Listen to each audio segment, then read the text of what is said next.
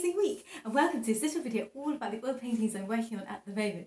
Also, don't forget to like and subscribe if you're new, and thank you so much for incredible comments on my last video, and thank you so much to everyone who has purchased from my Etsy store. I've been working on some fantasy oil paintings this week as well, so I really wanted to show you them because obviously in the intro there's all this stuff about my plein air work, which has been great as well, but I thought I'd talk about some fantasy paintings and then maybe next week talk about plein air. Maybe I'll do it all time. The painting I'm going to talk about is this little cat hidden in this mystery magical garden. I've been visiting a lot of gardens and beautiful forests, and it's been so inspiring, especially with these incredible flowers that have been coming out recently.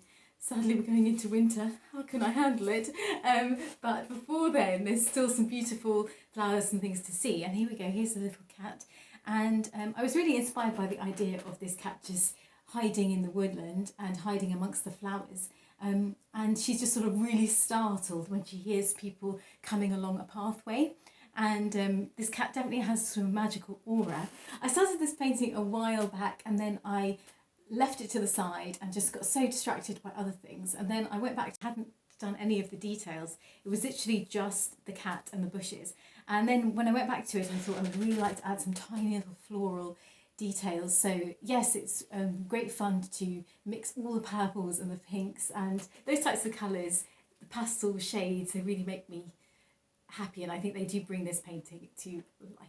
Before I get completely berated on Instagram, I have painted a frog. So this is quite a long running joke because during sort of my art journey, I have along the way been painting frogs from time to time. There's a frog behind me. This one is already at my Etsy store, by the way.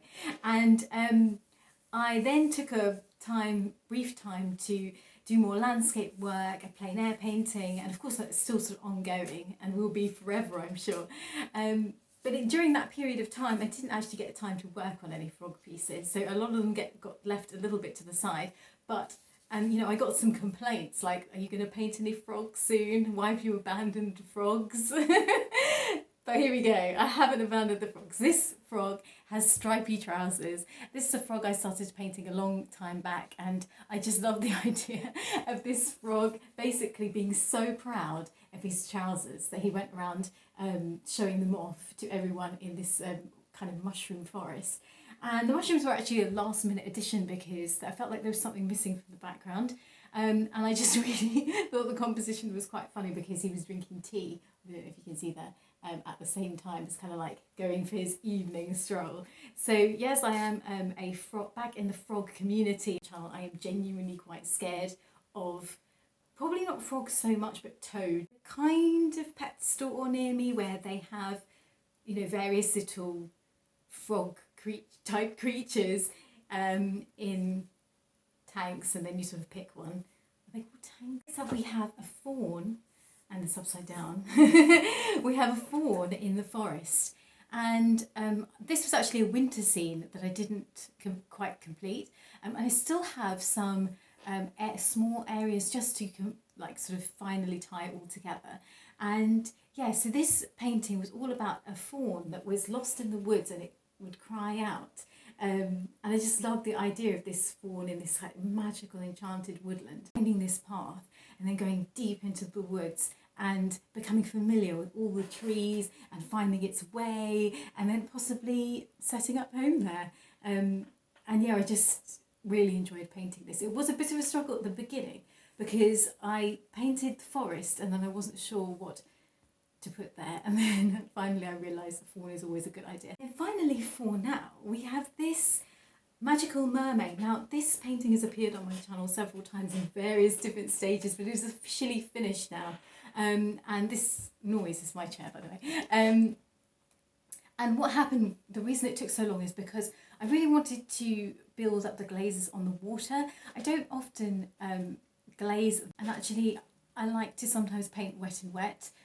That's actually becoming more of a thing now with me with landscape. But in this case, because of the way I painted the water, I felt like glazing would really work, just to add, you know, extra depth. And then it just sort of unintentionally, I ended up glazing quite a lot. But anyway, it's all finished now, and it's actually varnished, which is why it's very reflective.